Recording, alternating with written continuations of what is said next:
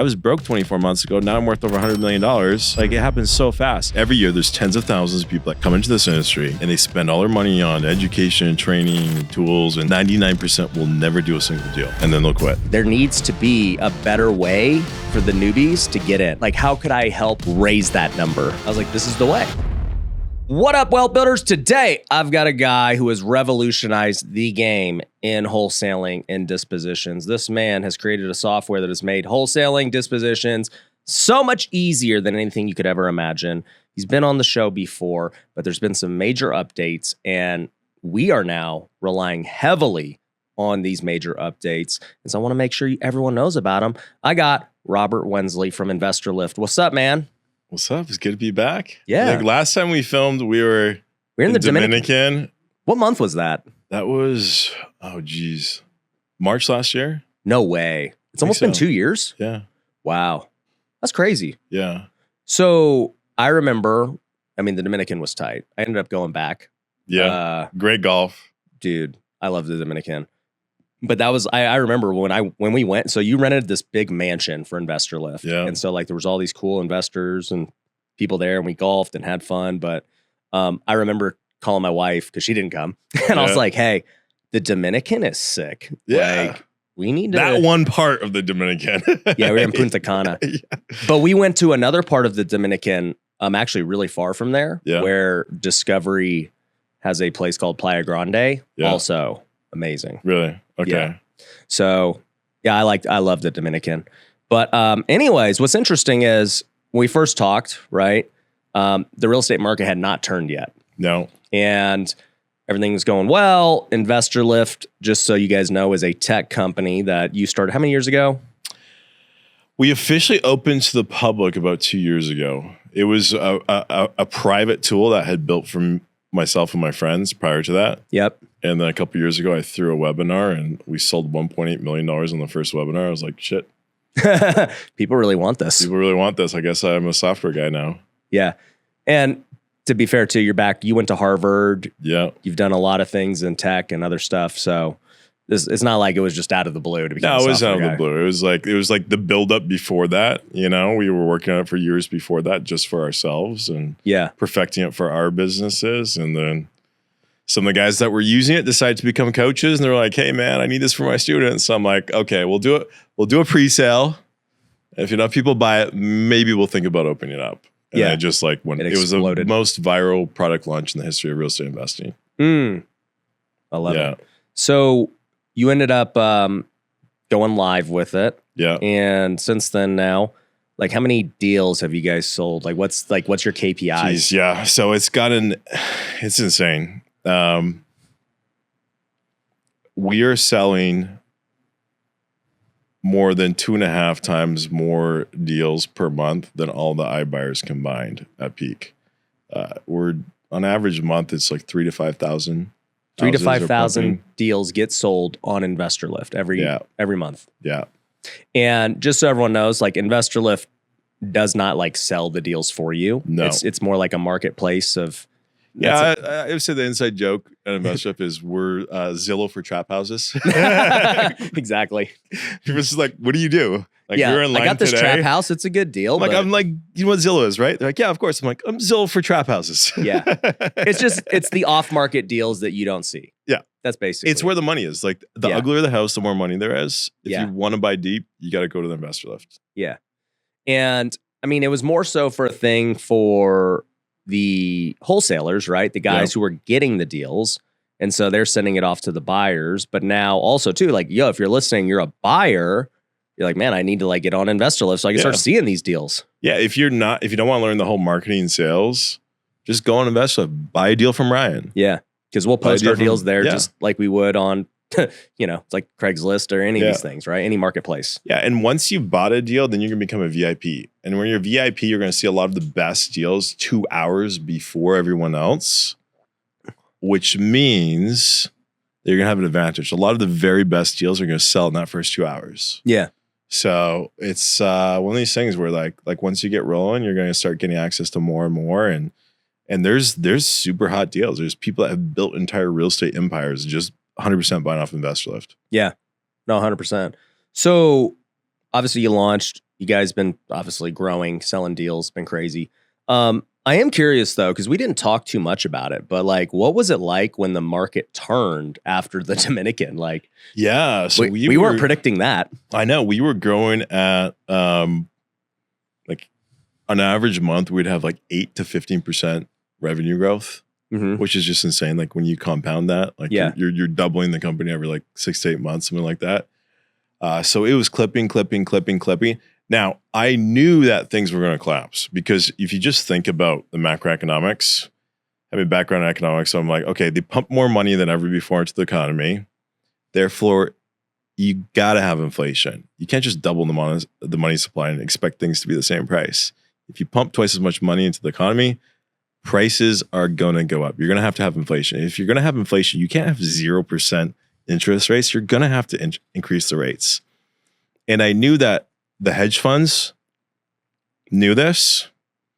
Like there was a point right after Dominican, a few months after the Dominican, where the average sale price on Investor was over 100% ARV. Right? Like, and I thought it was a glitch. I'm like, there's no way. Like, what's going on? There's got to be some like glitch in the data here. I dove into the data. I'm like, no, this is actually what's going on. But then the next month, those guys, they're all getting these big warehouse lines from like Deutsche Bank and Goldman Sachs. Those warehouse lines got shut off and all of the hedge funds all stopped buying. And it was like the party was over for the wholesalers. Because last year, anyone with a heartbeat could make money wholesaling. Right? So there's this flood of noobs coming in. And I knew that, and there are a lot of guys were building their whole businesses on the whole hedge fund model. I'm like, guys, hedge funds are great. Yes, use the hedge funds, but like don't build your entire business around that. Because it's going to go away. It's going to go away. And I saw this, and as I was seeing this happen, I'm like, this is a bubble. It's going to pop. So I started going and building up a big cash position because I knew it was going to pop. And then when it popped, it was Armageddon. I'll tell you, in January this year, investor purchases as a percentage of home sales in America was at the lowest point in history other than during the COVID-19 lockdowns. Most people don't know that. Like they were freaking out. They were freaking out. On InvestShift, we saw total buyer purchases decrease over 50% over what they were 6 months prior. Yeah. So what we saw, now what it was though is the noobs were getting, the new guys that had only been doing a few deals, those guys got wiped out. Yeah. So, we got 4 different plans on InvestShift, but really there's 3 core ones. There's a 6,000, a 36, and a 50. On the $50,000 plan, those guys, they're pros. They know what they're doing. They have access to capital. They got hurt a little bit, but we didn't lose any of them. The mid-tier plan, we lost a few of those, but then the bottom tier, the 6,000, we lost 50%. So Q4, Q1, there was a lot of coaches and software companies in this industry, and that I know the CEOs of, and I was asking them, I'm like, what's going on? Like, how are things going? And some of these guys lost 60 to 90% of their user bases, like in the matter of 4 to 6 months. Now, we were a little bit isolated from it because you don't need InvestShift unless you already have deals. So we were more protected than most guys, but we did see it. We got hit really hard on the low end. Yeah. Yeah. So what was it like, I guess, as this year, 2023 went on? Because, I mean, obviously the market recovered and picked back up. People started buying again. Prices started climbing back up. And now we're in the winter at this point in time where it's always slower. Yeah. So it's interesting because the markets each one of them is behaving their own way. The big issue we had is like, as wholesalers, we don't care if the prices are down here or up here. It doesn't matter for us. We're just arbitraging. Yep. Yeah. Where we get screwed is on the curve because buyers are looking 6 months ahead of, hey, once I fix it up and I bring it to market and I list it, what are the prices going to be then? And the seller's always looking 6 months or a year behind of what their neighbor sold for a year ago, So you had this big pricing discrepancy, and the buyers, their expectations get adjusted much quicker. Yeah. Because they're in the game all day. The sellers take a lot longer to adjust. I've always said that when people aren't on the same page, it makes making deals hard. Yes. If everyone knows the market is flat, perfect. If you know the market's going up, perfect. But nobody thinks the market's going down. Like, the seller will be like, oh, well, it's just gonna stop. And the buyer's like, no, it's gonna crash. So like, that's the problem. You don't know how far it's gonna go down. Yeah. So I told people in general, I'm like, we just need another Lehman Brothers and we'll be set. And then SVB, went under, and I'm like, yes, let's go, let's let this rip. And so I was hoping for massive pain. I was hoping for an Armageddon, because that would mean that seller expectations nationwide would drop back down. We'd go back into equilibrium and we could start doing deals again. Fortunately, a lot of these banks got bailed out yet again. Government came in and prevented another banking collapse. But it would have been good. But at least it hit the news. And now inflation's all over the news. So at least now seller expectations are starting to get back to where they should be. And we've gone back down, and we've gone back into the equilibrium, especially on the East Coast. So the East Coast is popping off. Like total investor transactions in Atlanta, Georgia, for example, are about 140% of what they were the same time last year. Yeah. We're seeing more buyer activity on the East Coast than we've ever seen in history. More offers than ever before in history. Not the same price points that we saw last year, right? Because the hedge funds were buying last year. They're not buying this year. But there's a lot of deals happening. But then there's these other markets that are just kind of these anomalies. Like Phoenix has not come back. Sellers still think that their house is worth way more than it is. So the amount of inventory that we're moving in Phoenix is only about 1/10 of what it was this time last year. Yeah, and when you say it hasn't come back, I mean, we're talking about two different things here, because when normal people watching this would maybe think prices have not come back. It's like, well, no, what we're saying is sellers don't want to sell. Like, it's just, there's no volume. Volume never came back. Yeah. But when sellers don't want to sell, that means there's just not a lot of supply. Yeah. Yeah. So a lot of the investors in like the Phoenix market, and there's a few other markets that are like that, they're still squeezed. What the smart guys have done is they've diversified into multiple markets. And I've been telling guys for years, I'm like, you got to diversify in multiple markets, because it's like, if you won $1 million or $100 million in the lottery, even if you love Tesla and Elon Musk is your hero, you don't put all $100 million into one stock, right? That's essentially what you're doing if you decide to operate your business just in one market. If that market is up, everyone's getting Rolexes for Christmas. If that market is down, everyone's really hurting and people are getting laid off, and it sucks. Now, if you have a few different markets, especially markets that behave differently, if one's down and one's up, okay, whatever. We're just going to shift some marketing spend over from this market that's not performing really well over to this market that's really popping off. Yeah. You can be much more agile. I think it sounds like you're about to start heading that direction with some of the new things you're working on. Right? Yeah. So for me, obviously, I've been in Vegas, my whole career. We've done deals out of state and everything here or there, but it's never been a focus, right? On my side of things, obviously, when the market shifted, my situation is a little different because I'm not just wholesaling. Yeah. I'm flipping a lot of properties. And so I had like 50 flips when the market turned. So when that happens, there ain't much you can do about it. You're just going to have to wear the beating. Yeah. And that's what I did, dude. Bore the beating, and it sucks. But doesn't mean like you can't withstand it. So basically we had to start figuring out, hey, how are we going to make cash to, cover these losses that we're going to end up taking on these flips? Well, wholesaling was really hard, like you said. And so we got in the creative side. We started doing a lot of novations and all that. And that is the only thing that allowed us to just keep moving along. Yeah. And, basically covering the losses, keeping things moving. And now we're in a much better place. But to your point, there's a lot of lessons learned from that. And I think that people maybe hearing what you're saying, like, you got to be in different markets. It depends who you are. Depends who you are. If you're a beginner, don't do that. Don't do that. One market if you're just getting started. Exactly.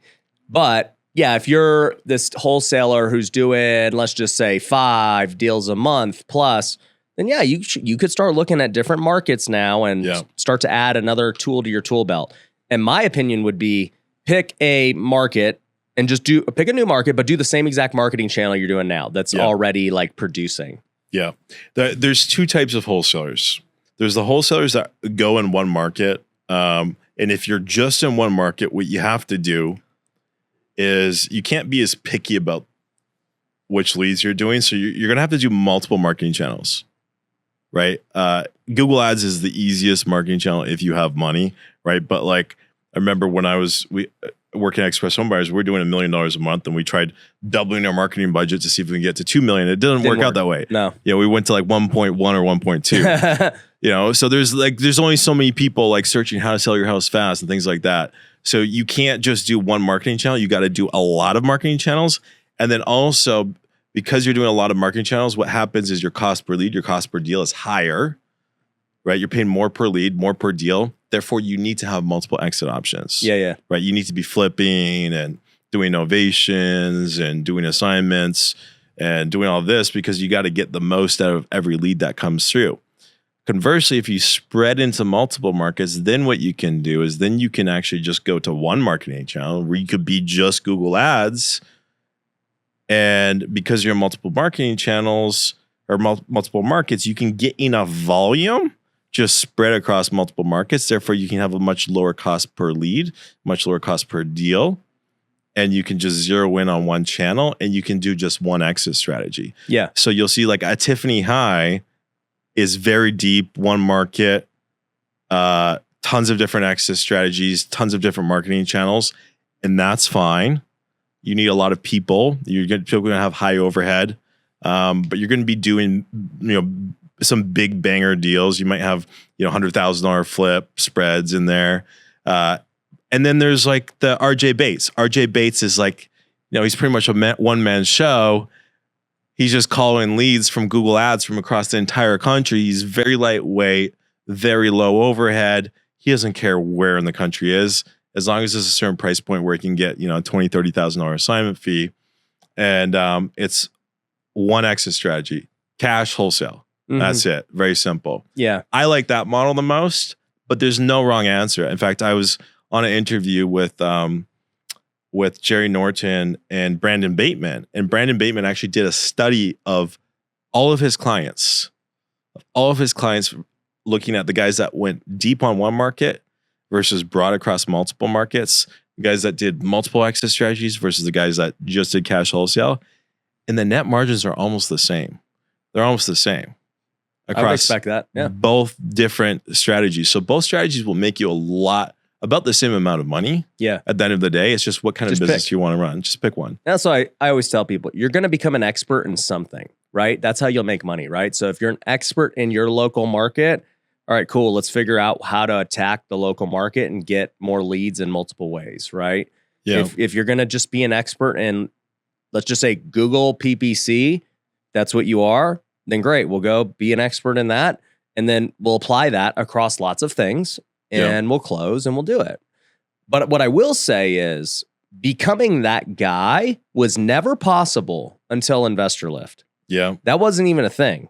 Yeah. Because how would you have even wholesaled? Like the amount of headache you would have to go through to find a buyer in every new market, there's no way it's worth it. It wasn't worth it at all. Yeah. And that's why I built it, because I was trying to get into multiple markets and it was such a headache. Every time we tried scaling, like we just get kicked in the mouth. On Dispo. And for us, that's why we never even worried about it. Because, also too, if you're a newbie or somebody's only been in the game for a year or two, it's like, all right, well, I can build my business like in lots of different ways. How do I want to build this?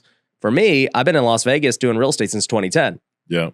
Like it's way easier for me to just dominate this because I'm here. Like I know it. People know me. My face is everywhere. Like, so it just depends. All strategies, both work. Both work. Yeah. Pick one. But to your point, you're like, Ryan, you're doing something different now. Yeah. And I am because... Yeah, so talk about that. I'd love to hear about that. Yeah. So long story short, as I have gotten better at this whole social media and digital marketing thing, I've realized I'm like, man, how do I like combine that skill with my real estate skill? Yeah. Right. And the easiest way people do is just, hey, let's raise money and buy apartments and things. And we are doing that, right? We do that with Pineda Capital. But I started to think about it even more in depth. And I was like, man, if I could just figure out a way to just do deals with my audience and my students and my community, that would be the golden goose. And I have, but there's never been like a systematic way to do it. Yeah. It's always just like, oh, you got a deal. Like, let's do it together. Cool. Yeah. So I just started to think, how would I build it systematically?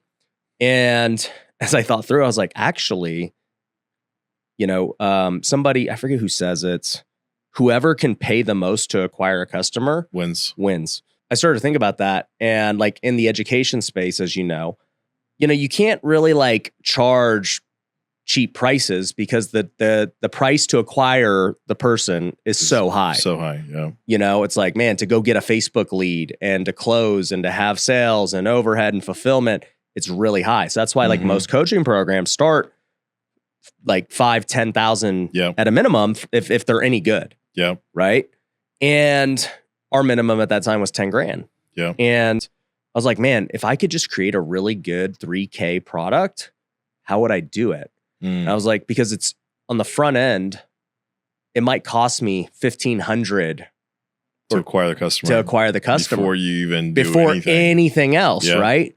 And I'm like, the math doesn't make sense. And you got to deal with like the actual fulfillment and everything and making them succeed. And also too, the quality of a person coming in at a cheaper price is always lower than somebody who goes and pays 10 grand or 30 grand, right?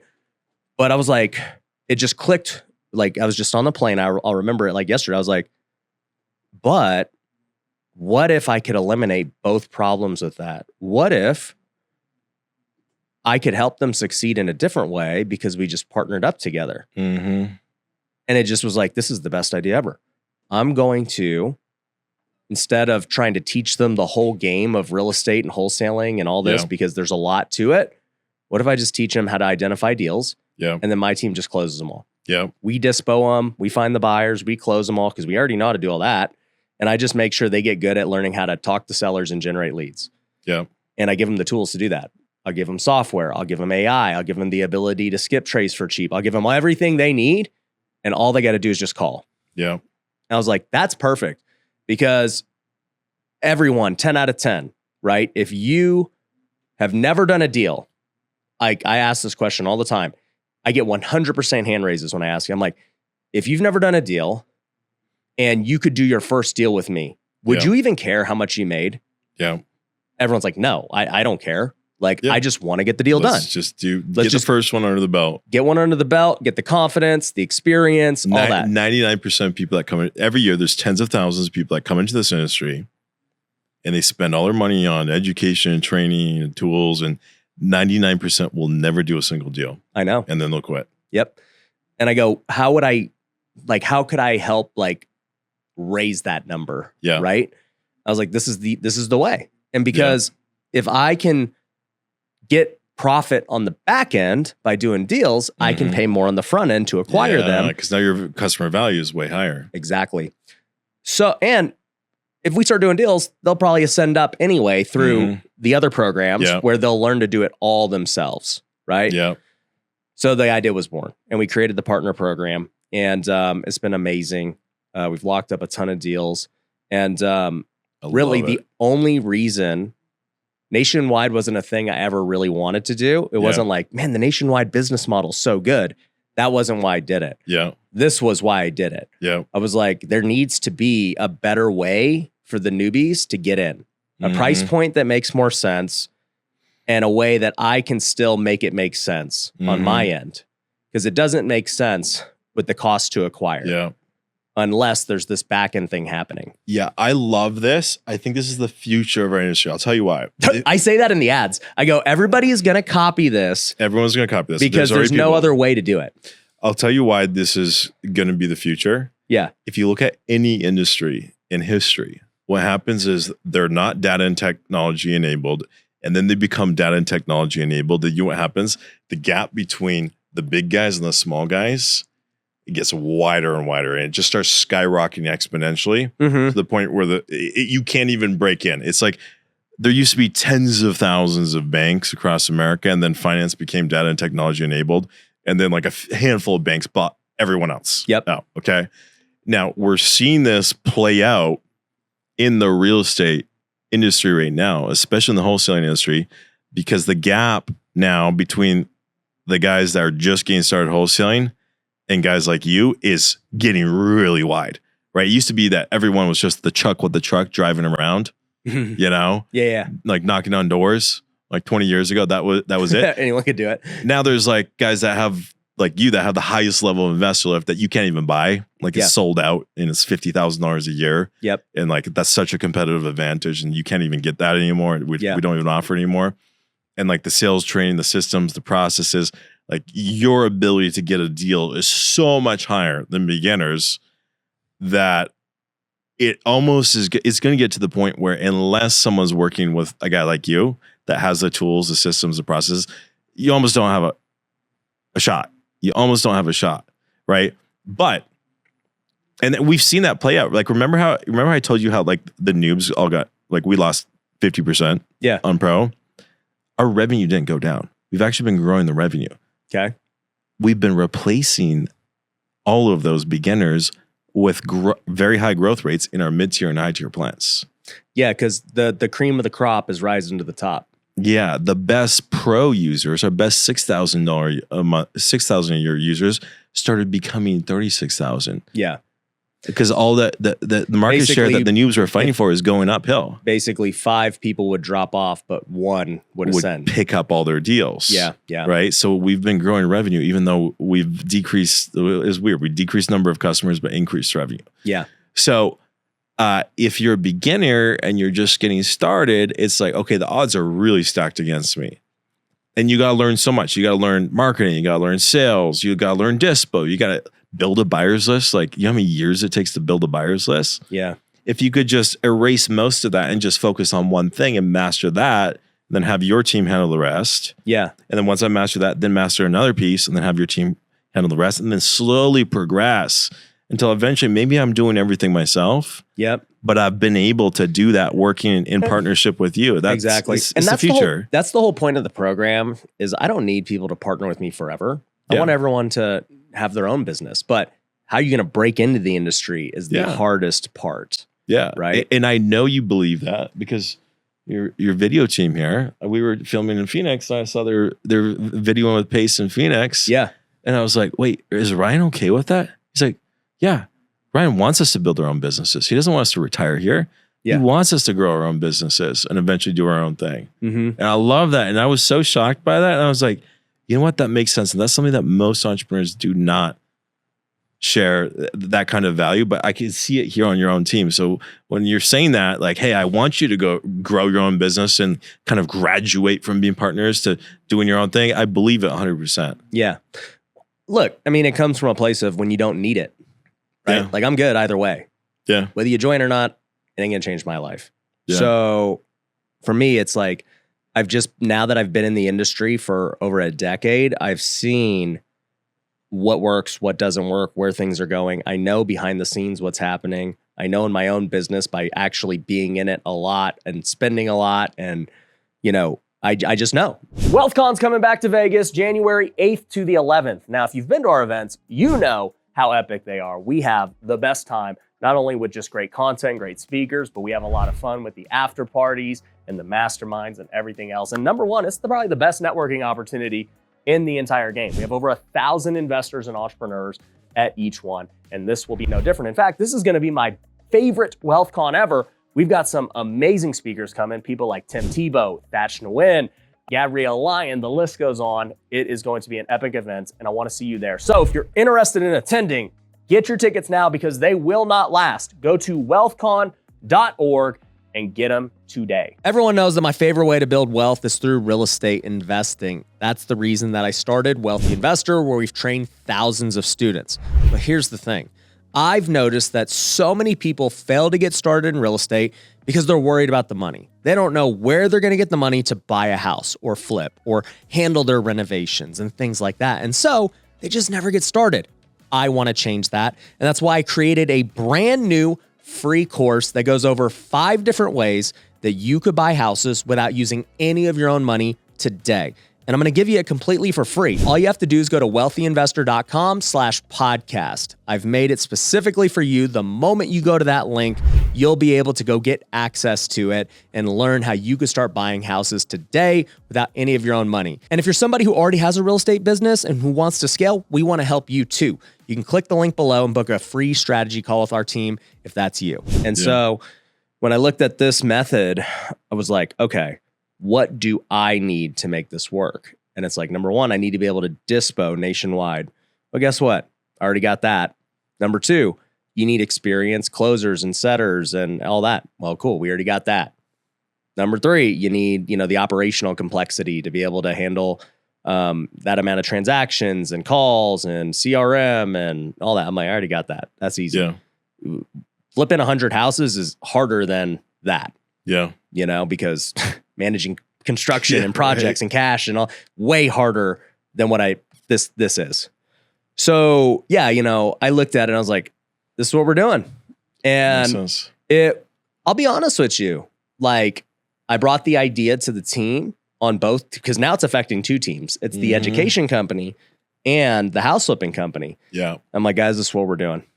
And they're like, are you sure? Like, that's a cheap on the education side. They're like, do you think we're going to make money? Cause right. Like, you got this happening. I'm like, trust me, it's going to work out. And on the house flipping side, they're like, yeah, but like, we already got this going on and, things are rolling now again. We just, got punched in the face the last 6 to 12 months and now we're good again. Like, you really want to change things. Yeah. And I'm like, yep, that's because this is the future. This is what's going to take off. I was like, we are going to do over 100 deals a month with this. I have no doubt about it because I have the skill in digital marketing and education to acquire on the front end. Nobody, like, to have that skill in itself, that's why nobody will even be able to compete with it, because they can't acquire the customer for the cost that they need to. They won't be able to, nor will they have the back end operational capacity to fulfill on, because you still have to fulfill education too and deal making. So I already know it can't be copied. And, people could do it at their own small level. Like, they could go get interns and do that, but they'll never be able to do it at scale. Yeah, and you see other guys are doing similar but different models. Like, we were at Carlos's offices and they're doing like the franchise model, kind of done for you. Yep, property. But that's like $100,000 commitment. Yep. It's like, we're trying to take you straight to the very end. Yep. And I think that could make sense for people that already maybe have a few years of experience, but that's not a new model. I mean, Keegley, franchising, home we buy houses. Yeah. Then Jerry Norton, he's doing something interesting. What he's doing is he's got his coaching funnel of like, you start off with the guys that are trying to get their first deals, and then you work your way up to the guys that are actually doing deals. What he does is he peels off his top students. And he actually basically is kind of like a VC investor in a way. He's like, look, I'll buy Investor Lift for you. And I'm also going to buy you a Joe Homebuyer franchise, which like collectively, I don't know, it's probably like $50,000 to $100,000 probably for that investment. Oh. But we're 50-50 partners now. Oh, that's interesting. And I'll also coach you one-on-one. And he's trying to do like 10 of those per year. And his thought is, okay, 7 out of 10 will probably fail. But like, if I just get 3 out of 10 each year that actually break through and become successful, then, and I just do that every year, then like, I'm 50-50 partners on like 3 really successful selling operations each year.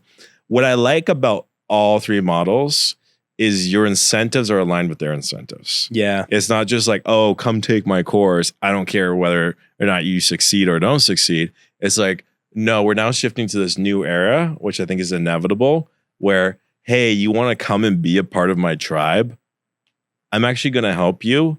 And if you succeed, I succeed. Yeah. I actually want you to get deals. I want you to make money. I want you to change your life because I'm now partners with you. I think it makes sense. It's the future, regardless of what model you go. What I like about your model, though, is you can start much wider. You don't have to I'm have gonna years get of everyone. experience. Yeah. Yeah. Yeah. I'm getting everyone right from the jump. Yeah. And yeah, dude, it's exciting. I think it's going to be crazy. It's going to be crazy. And, the beauty of it is, like I said, they'll, inevitably, those will rise to the top and they'll end up starting their own businesses and go through, the next stage of our program of, hey, all right, now go do it yourself, solo. Yeah. Great. Now you got more deals under your belt solo. Now let's build a company, and start going that route. So, we have a very clear path now for a student. So that makes me really excited because look, whenever you're in any industry, it takes time and experience to realize, hey, what are the common problems that we see with people that come in? Why do people fall off? What separates the people who end up succeeding? Yeah. And so you get a lot of data. What do you think it is? So there's such a high failure rate. It's probably got to be like 98, 99%. You're a coach.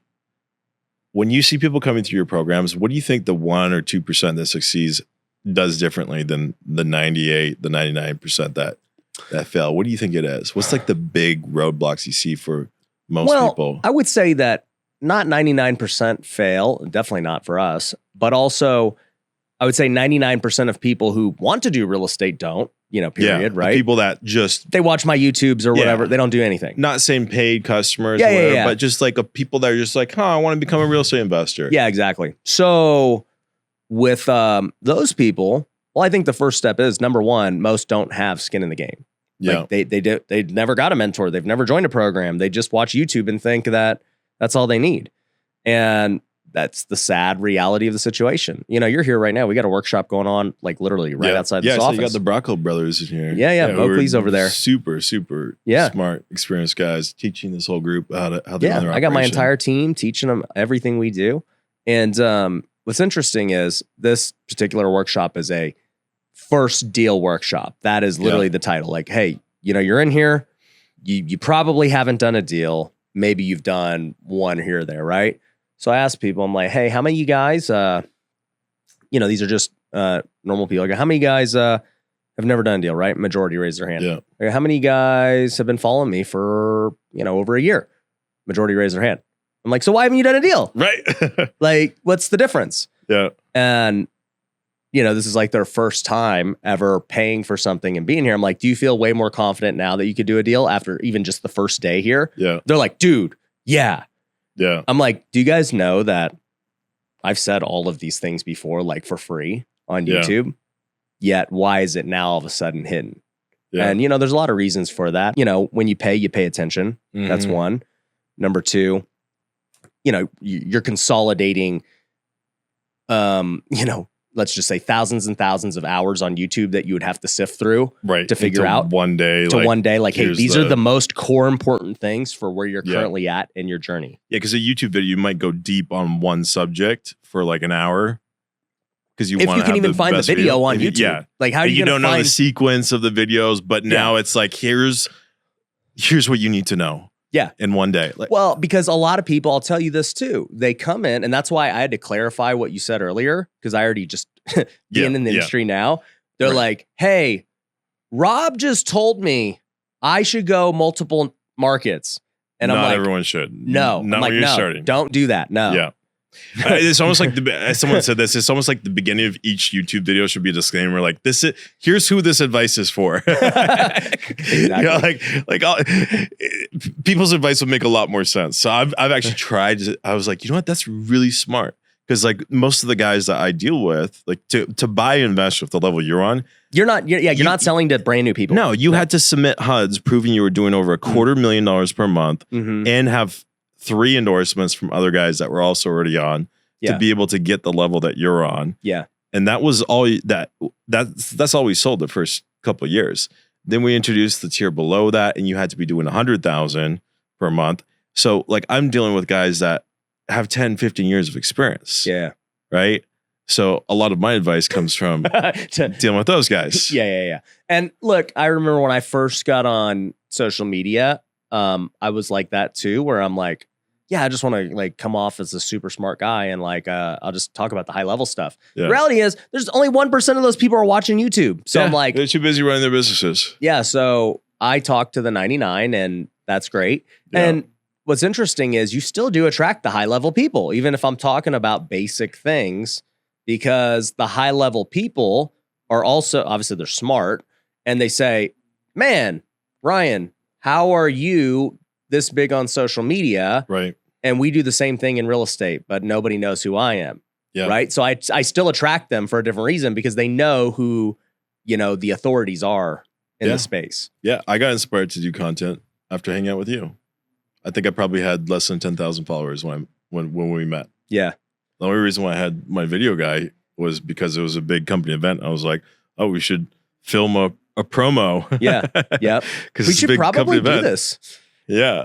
And then you're like, dude, why don't you start posting twice a day? I'm like, I don't know. I don't really have anything to say. Like, I'm the nerd tech guy in the background. Yeah. And then after you told me to start doing consistently, I was like, okay, I'll try 3 months. I did 3 months. I made $300,000 in my first 3 months. There you go. It works. Yeah.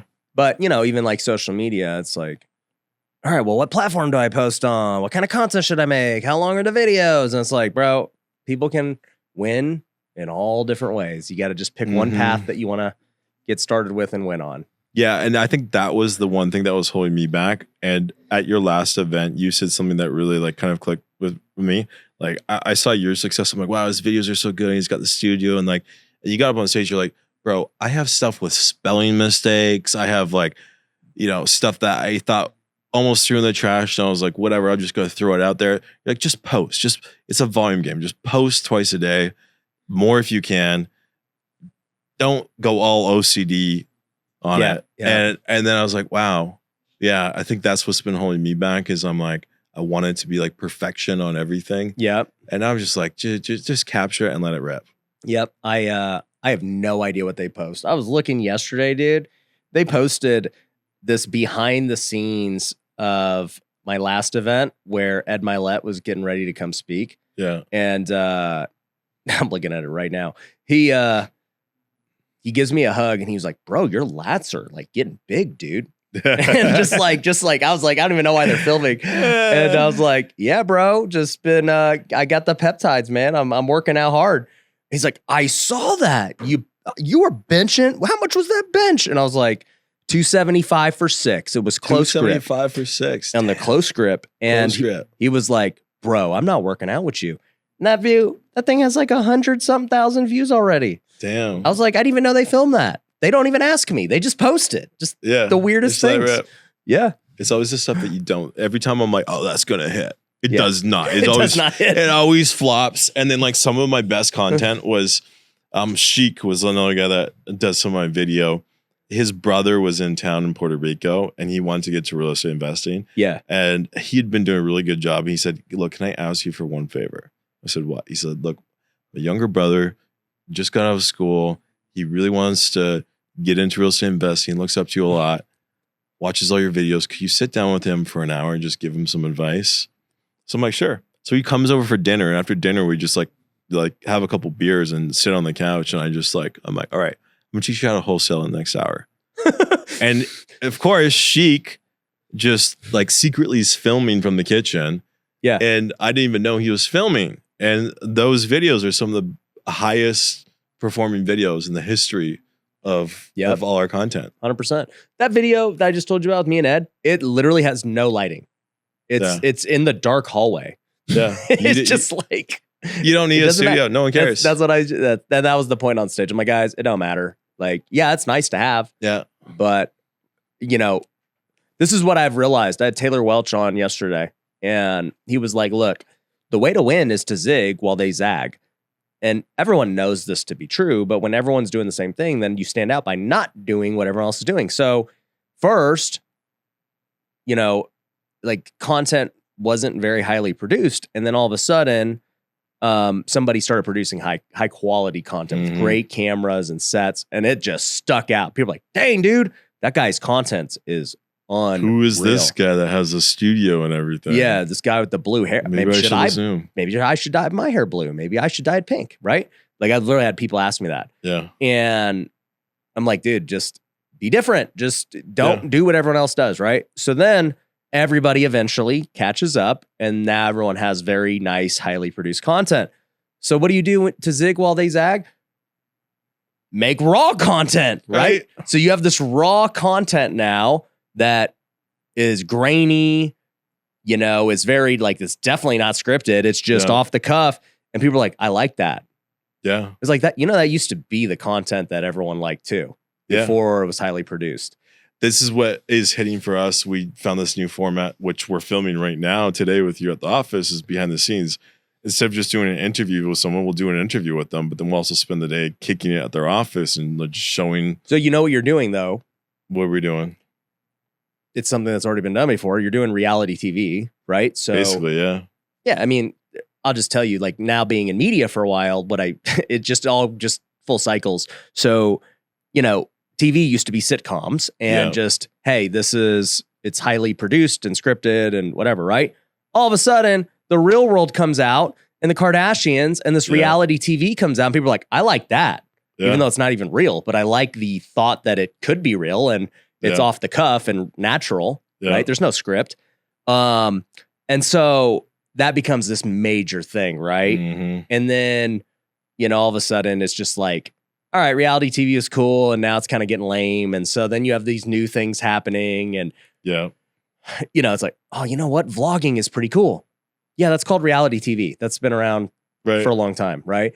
I'm over here right now, this very moment, telling all of our clients at Pineda Media, I'm like, guys, podcasting is the thing, which it is the thing right now. Everyone who is in business should have a podcast. Okay, so we got the YouTube channel rolling. Shout out at InvestorLift on YouTube. Check it out, subscribe. We're going to be doing lots of behind the scenes content. Shameless plug.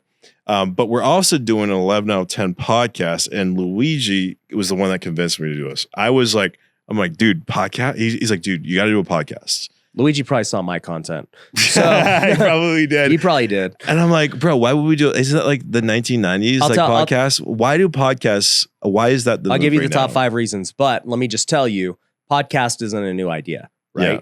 People think that, well, okay, number one, people think, well, podcast's been around, like, is it too late? And I'm like, no, it's not too late, okay? It's just getting started.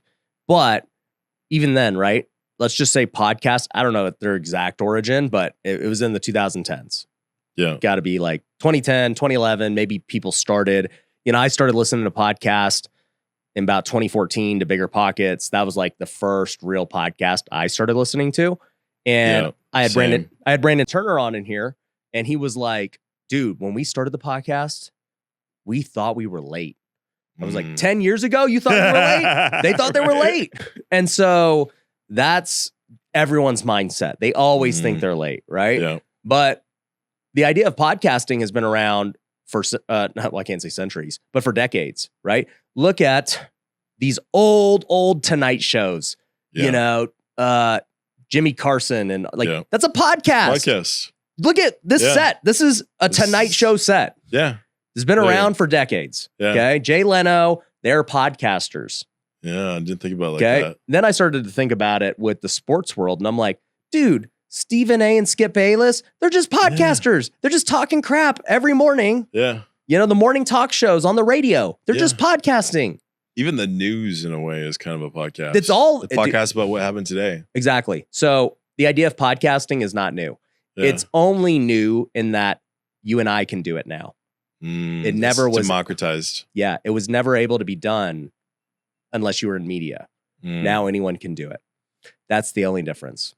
So, and if you're good, you can hit global reach and do numbers beyond what conventional media does. Like, I love what Tucker Carlson.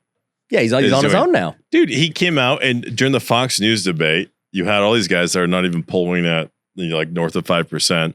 And then I thought it was brilliant what he does. He goes on and does an interview with Tucker Carlson on Twitter at the same time and breaks all the records. I think he's got like 240 million people or something watched it.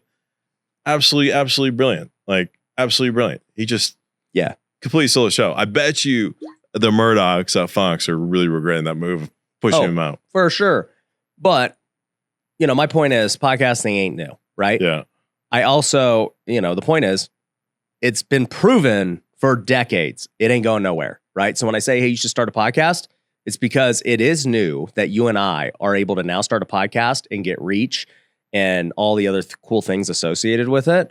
Yeah. It's the number one way. Every business owner should start a podcast. That's my opinion. Now, why are the 5 reasons that you should do it? If Luigi would watch one of my webinars, he would know, but I'll give you the 5. All right. Reason number 1. It is the most efficient way for us as business owners to film, because when you have to go script all these videos and whatever it is, it sucks, dude. It sucks. You doing this vlog, it's cool, but I mean, you're going to spend a whole day with me to get one video for 20 minutes. That's not that efficient. Now, for me, I'm going to go film with you for an hour, hour and a half, and I'm done. Yeah. I'm out. And guess what? Because of that, I spent an hour this week, an hour and a half this week. I got my 1 episode in, and they're going to go chop that thing up into 7 more pieces and put it across every single platform. It's going to be on TikTok, Reels, YouTube, every platform accepts short form. And those short form clips are going to redirect to the podcast because now they're going to be like, man, dude, I got to watch that whole episode, right? So it's the easiest way to film. Number two, it's the most natural. It's just talking. You doing a TikTok is way different than just having a conversation. Yeah. Learning to speak TikTok is hard. I remember we filmed some behind the scenes of how you do it. Yeah. Right. You might say the same thing 3 or 4 different times to get it right. And then we just jump cut it. Yep. It's a different thing. This is just talking.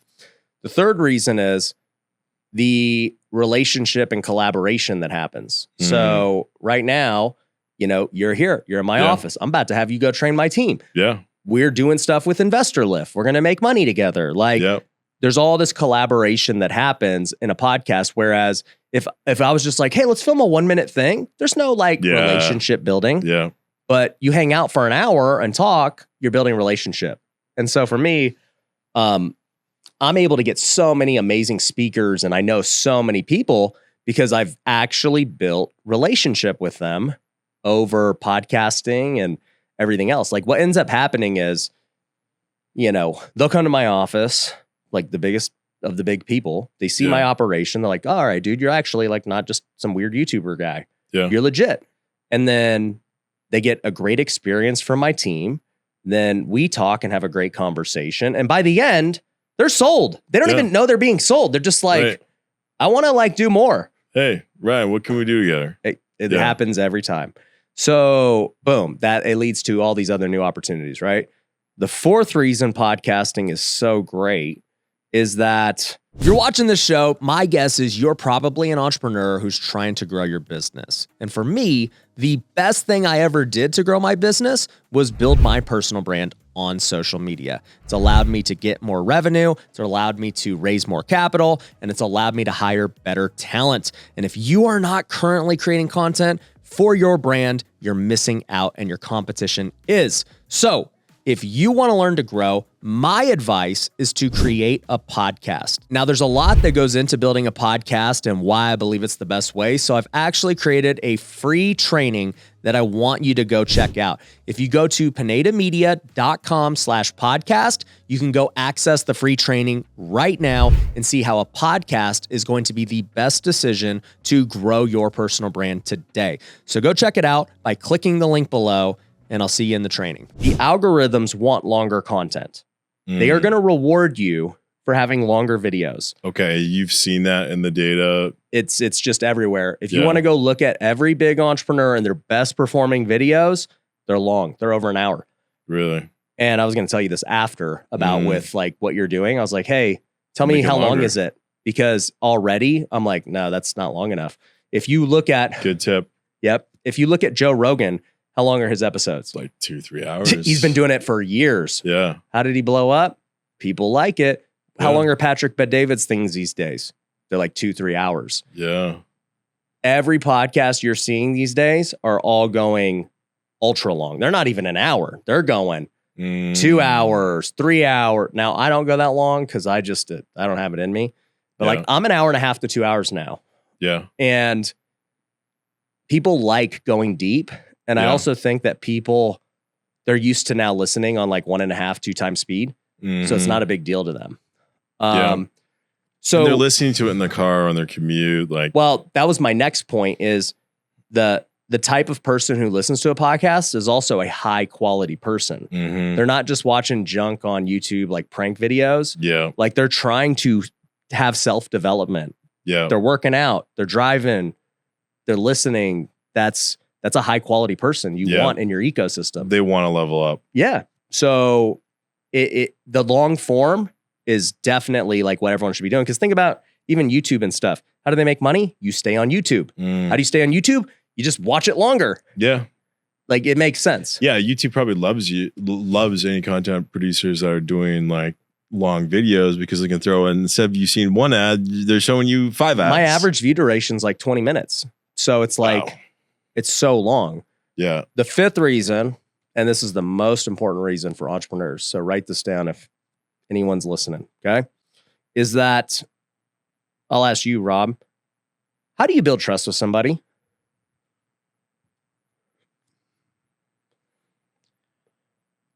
I would say you build it over time by consistently saying you're going to do something and doing it. It's like consistent pattern of hey, I'm going to do this, and then actually perform. You're like, okay, cool. You said you're going to do something. You actually do what you're going to. Okay. You said. Well, I would say, or you piggyback off someone else's trust, right? Like if someone referred, it was like, hey, you should be on Ryan Pineda's podcast. Yeah. I'm like, who's Ryan Pineda? Yeah, trust me, he's a great guy. Go on his podcast. I'm like, okay, cool. So it can transfer too. You're just transferring trust. Yeah. But you would have yourself had to gain the trust somehow, right? Yeah. Your first part of the answer was just literally the only answer: time. Yeah. The way that trust is built is time. Time spent with somebody. So you're not going to go spend time with somebody you don't like, you don't get value out of, whatever, right? Yeah. So how do you build trust with anyone? Well, if I'm trying to go date and get married, I need to just spend time with this person. I want to talk on the phone. I want to go on dates. I want to, go whatever. You're going to go spend a lot of time before you really know whether or not you want to marry that person. Yeah. The same is true with whoever you buy from. Mm-hmm. How much time have you spent with them? Because if you see a Facebook ad for the very first time, you've never seen this person in your life, you're like, I don't know if who is this guy? Right. Yeah. But if you've been spending a lot of time with me and you've seen my stuff for years, and all of a sudden you see an ad for me, you're like, I already know who Ryan is. Like, all right, that seems interesting. This partner program thing, I'll look into that. I'll do it. Right. Yeah. So, in the end, time is the only way to build trust. So now the question becomes, how do you multiply time? Well, the way you multiply time is through social media and tech. Tech is the ultimate multiplier of having one input and getting just multiplication, right? So if I make this one video right now, however many people watch it, but I just multiplied time. Yeah. Because if 10 people watch it for an hour, that's 10 hours. If 100 people do, it's 100 hours, right? So now you start to multiply time really fast, which in turn means you're multiplying trust, which in turn means you're multiplying customers who will buy from you and revenue and all that, right? This is why I shifted away from sponsoring conferences towards taking that money and investing it in content. Because after we hung out, I did a test. I put $30,000 into content. Yep. I got $300,000 back. I was like, okay, this is interesting. I convinced Luigi to come out to Puerto Rico a couple months ago and started. I was like, okay, instead of spending money on sponsoring all these conferences, because I sponsor a conference, maybe I'll get lucky if there's 500 or 1,000 people, right? Yeah. The biggest conferences are like you and Carlos Reyes. And maybe Cody Spirit Bird, like the only ones that can pull in more than 1,000 people. And we'll do well on those, but like you're getting to 1,000 people. Yep. Maybe. Yep. When we put out a piece of content, if there's 1,000 people that watch it, I'm bummed out. Like it's way higher leverage. So I'm like, okay, forget about sponsoring conferences. I mean, we've done a couple, but just for like friends, it's like more like the relationship. Yep. But I'm like, let's invest more in content. Now, we just started doing it consistently a few months ago. And it's interesting. I told you this before we started filming. So September, we had about $1 million of closed opportunities. Yep. And then Luigi was like, hey, this new format that we try is kicking off. What if we just went out to Scottsdale and just did a few more of these? So we roll into Scottsdale beginning of October. We film a few of these. We push them out. And we go from $1 million in closed opportunities the previous month up to 1.8 million. Yep. We're talking about almost double. Yep. Then I came back and things started trending back down. Yep. And I went to my sales guys and I was like, there's a couple of people we couldn't get booked last month for the show. I'm thinking about going back and just bundling them all together and just knocking out a few more. And I thought my sales guys were going to say, no, Robert, like we really need you here. You've been gone for so long. Like it'd be really awesome to have you in the office to help push some of these deals across the finish line. No, complete opposite of what I expected. You know what they said? They said, bro, get the hell out of here. Film as much as you can. And I said, why?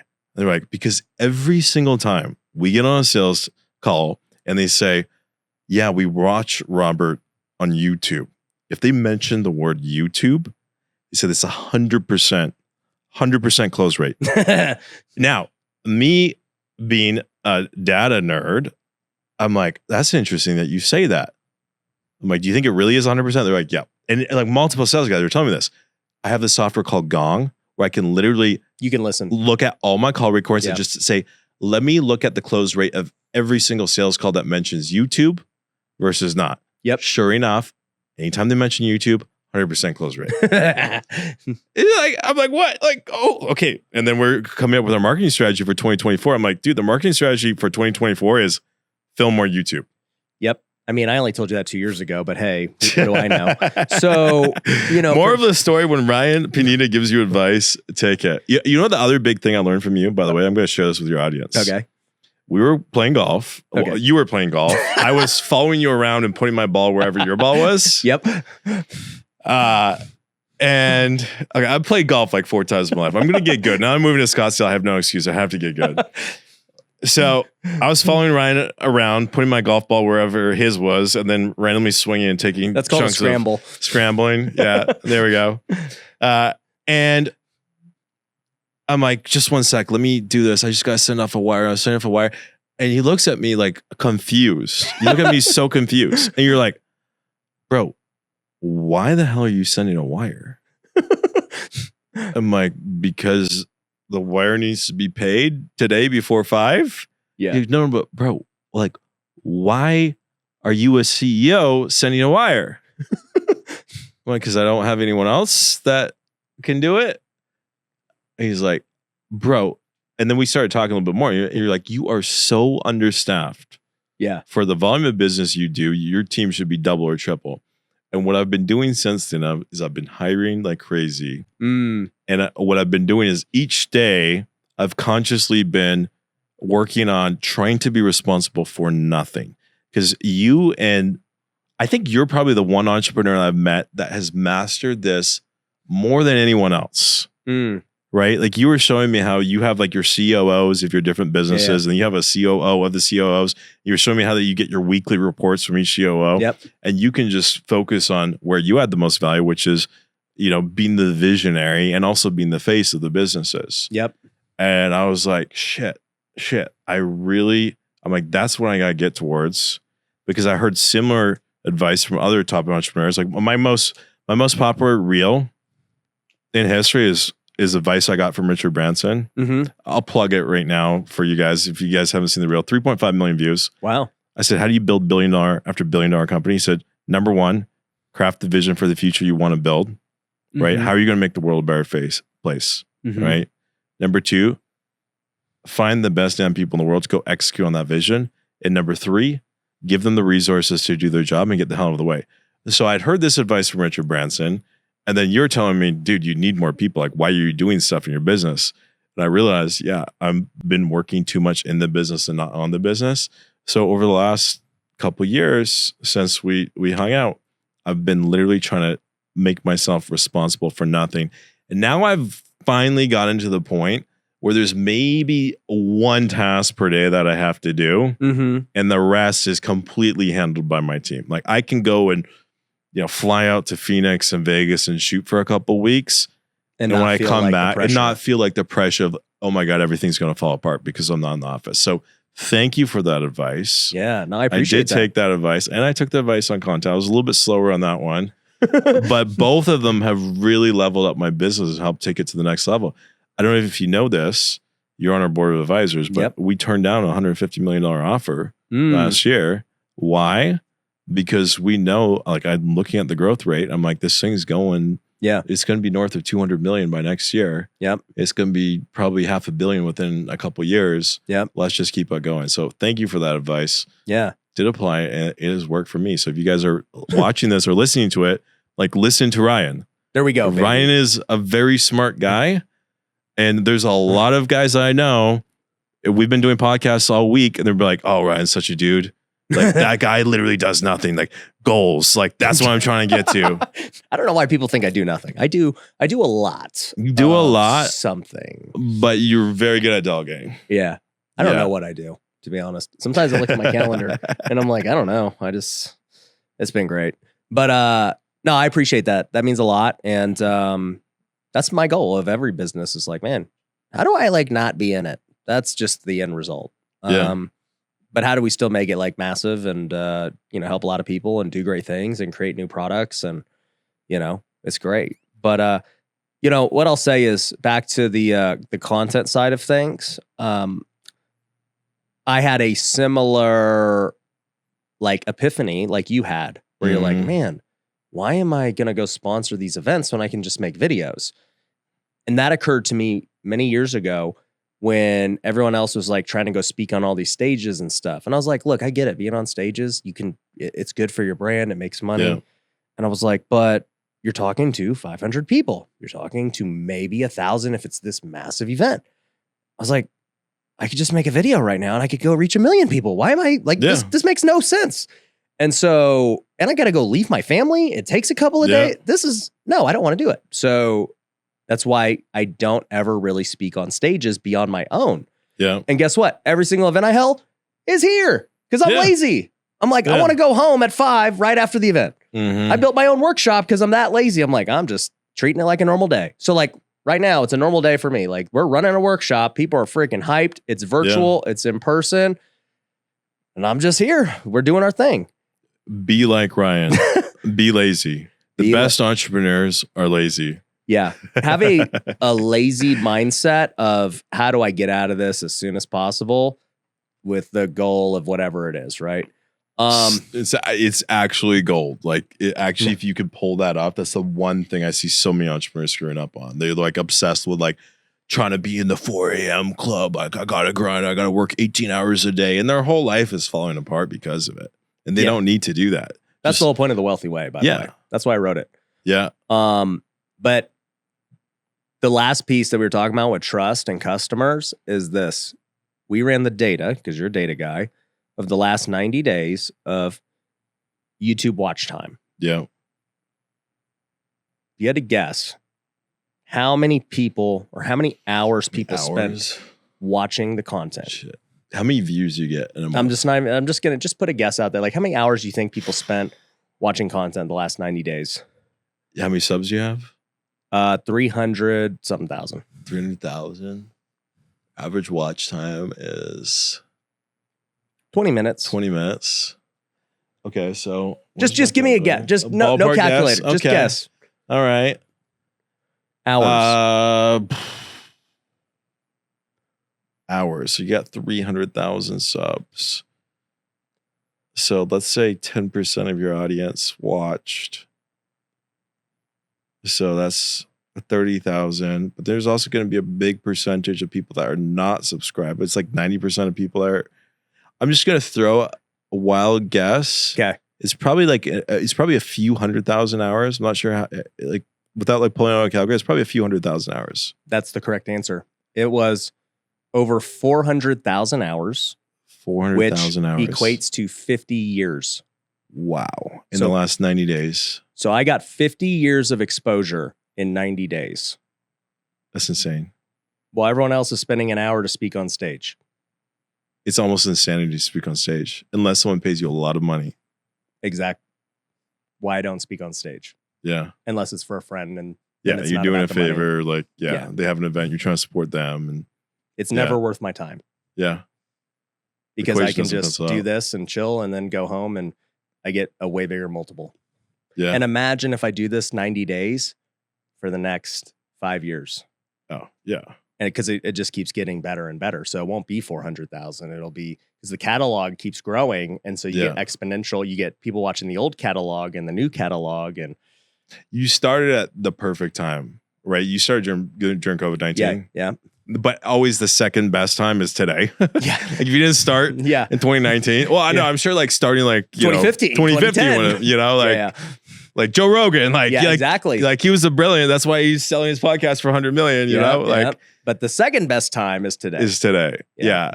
So, wow, that is absolutely incredible. So I knew you would appreciate that as a data guy. Yeah. And I wanted to lead you to there of the big reason why it's important. And how old are you, Ryan? 34. You're 34? Okay. Yeah, so you're around the same age as me. I'm 32.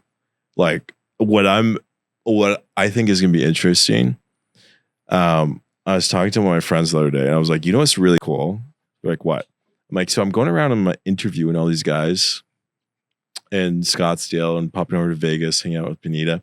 I'm like, most of us knew each other 3 or 4 years ago. Mm-hmm. Now we're rolling around and like we got, you got a Patek Philippe on your wrist. I got a, like a nice Omega Speedmaster, and like we're collecting watches. We got cars. We got multiple businesses, and like we're doing well. Like we're all in the tens of millions of net worth. Yeah. Some are are already in the hundreds of millions or breaking hundreds of millions. But just 3 to 5 years ago, we weren't. Mm-hmm. We were all just small mom pop shops. Just like had just gotten our first deal. We're putting out bandit signs. We were like we were just figuring out the game. And what's cool is we all started putting out content, working on our businesses, and we're all rising together. And it's only been 3 to 5 years for most of us where we've really had our growth. For me, I just opened up Investor Lift to the public 24 months ago. I was broke 24 months ago. Now I'm worth over $100 million. Mm-hmm. Like it happens so fast. But we're still so young. You're 34. I'm 32. Imagine where we're going to be 10 years. Mm-hmm. And it's cool seeing everyone elevate together and being a part of that.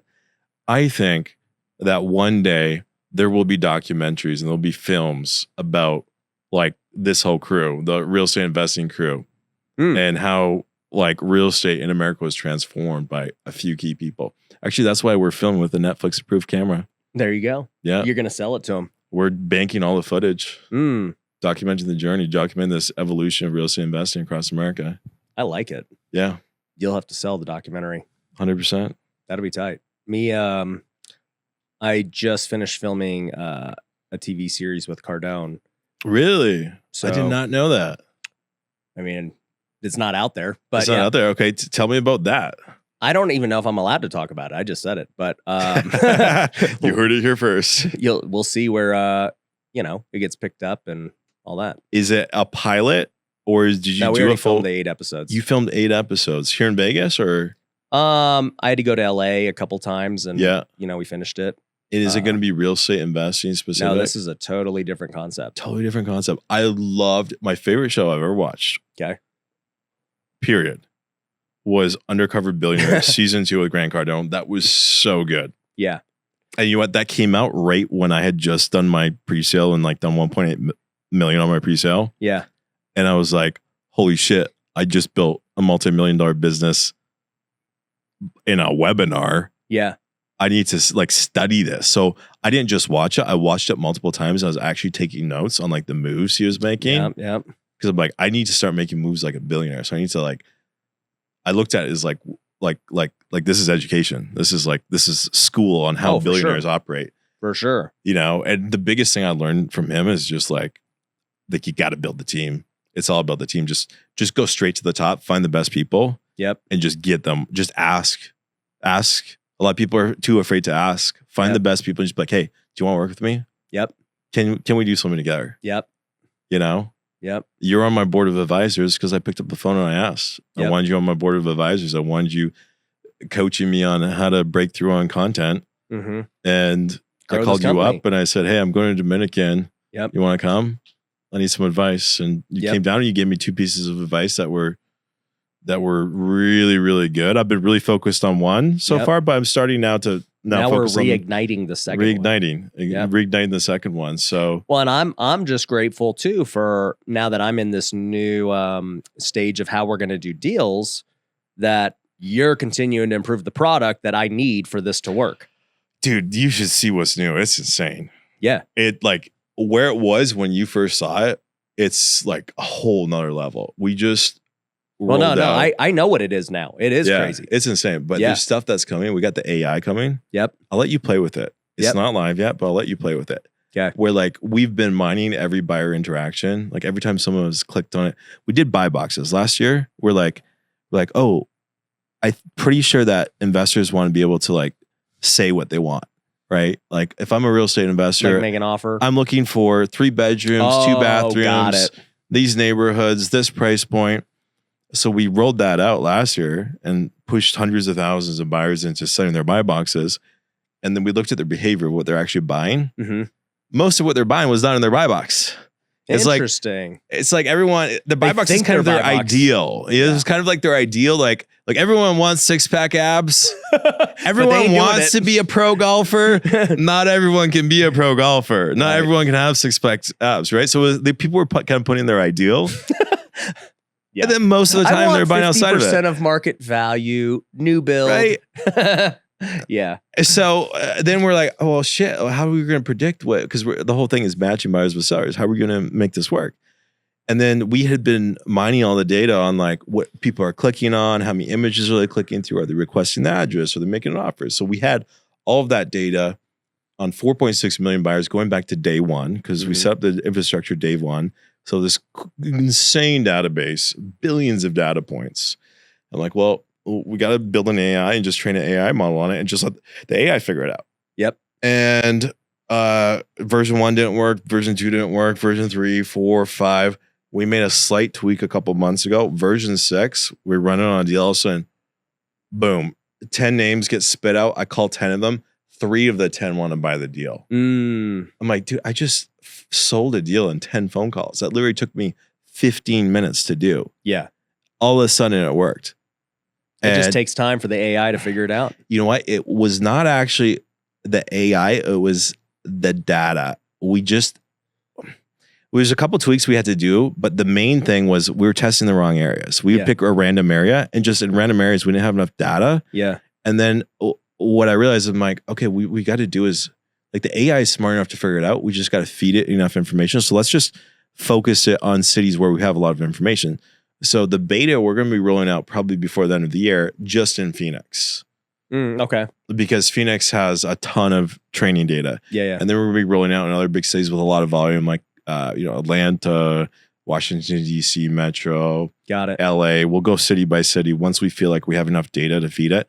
But the cool thing is like then every single time it does a deal, it's going to get smarter.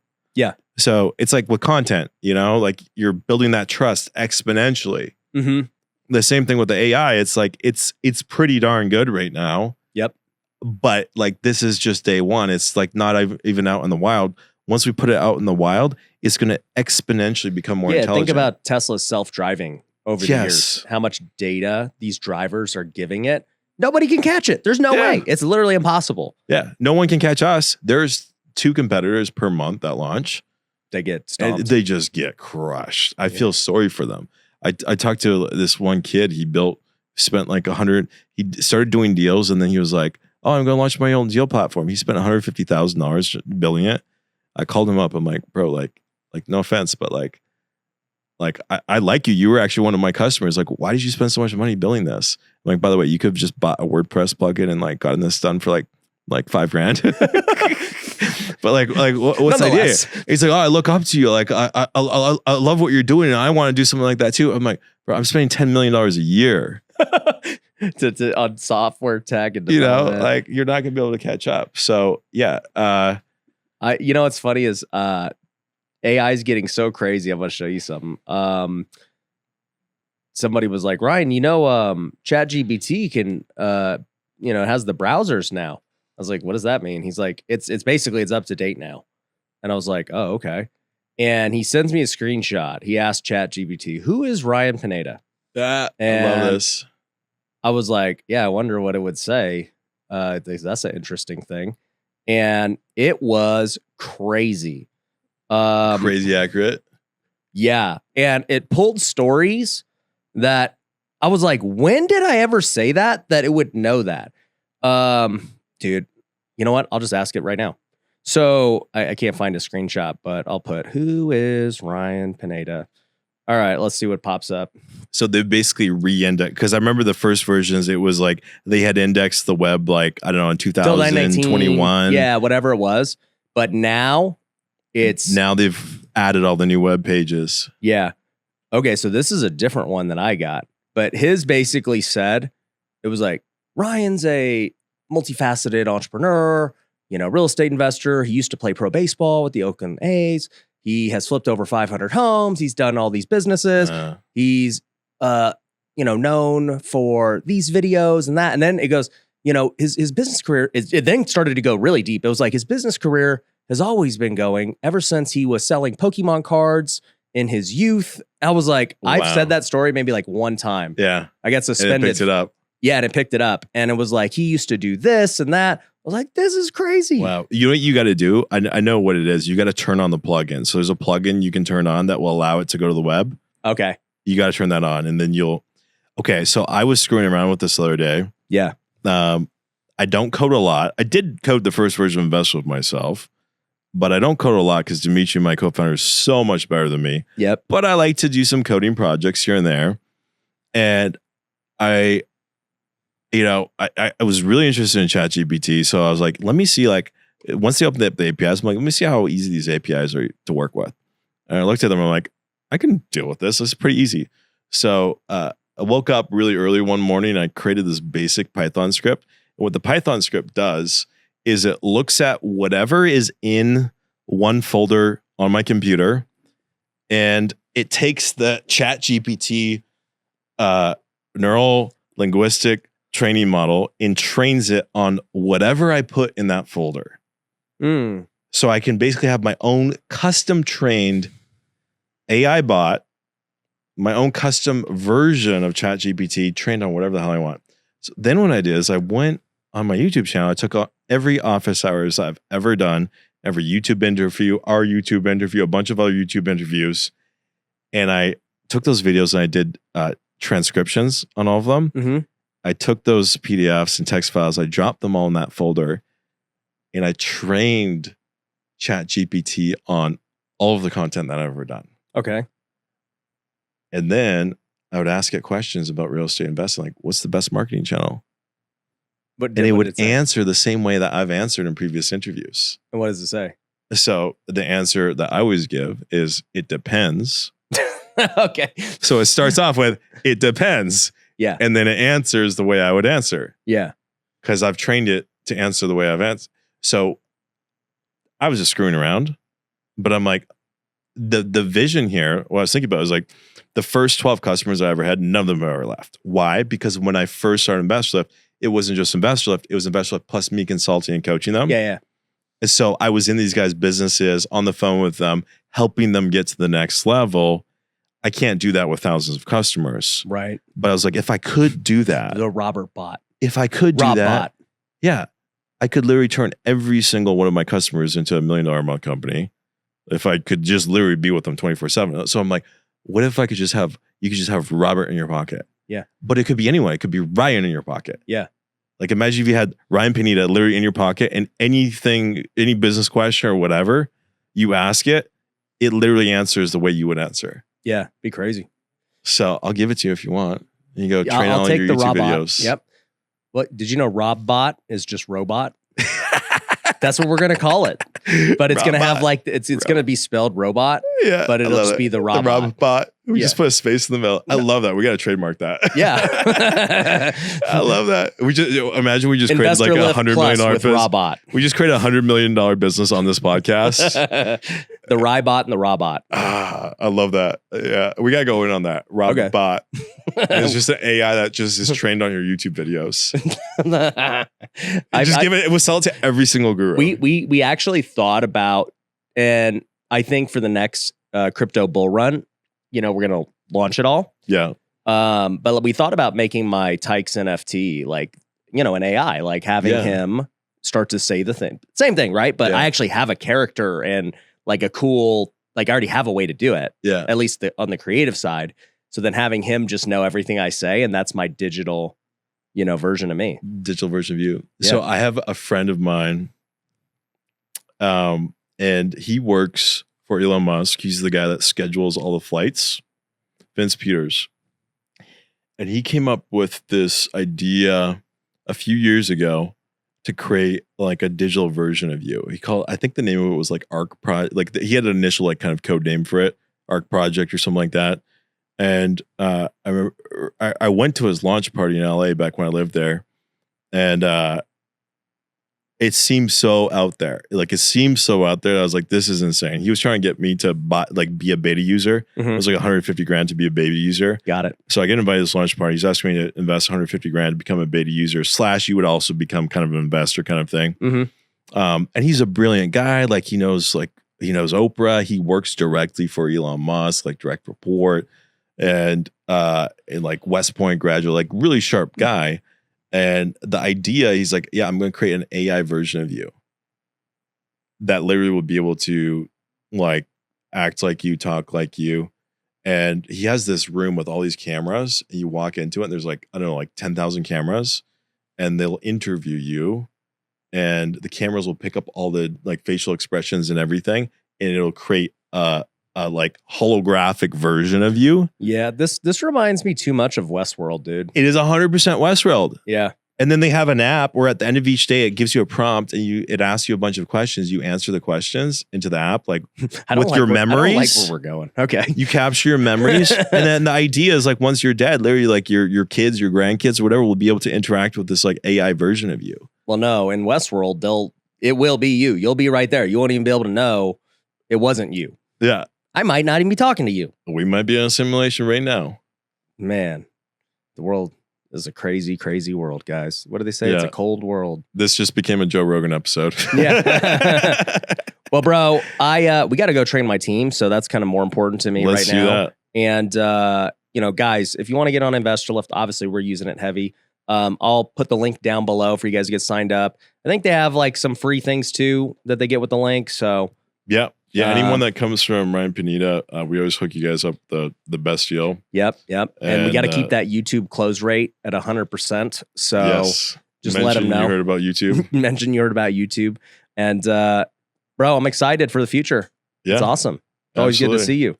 Absolutely. Thanks for having me on. Yep. And if you guys want to see the rest of our day together, check out the Investor Lift YouTube channel. You'll see us. We're going to go upstairs. We're going to actually sell some deals live with his team. So check that out. I love on the it. Investor Lift YouTube channel. Dope. All right, guys. We'll catch you on the next one. Peace. I work at the office from 9 to 5, Monday through Thursday. This is the lifestyle by design that I want to live. There are people who will be like, yeah, I'll work 80-hour weeks. And it's like, all right, well, let's see how long you can do it before you burn out. Let's see how long you can do it before your health deteriorates. Let's see how long you can do it before you lose your marriage.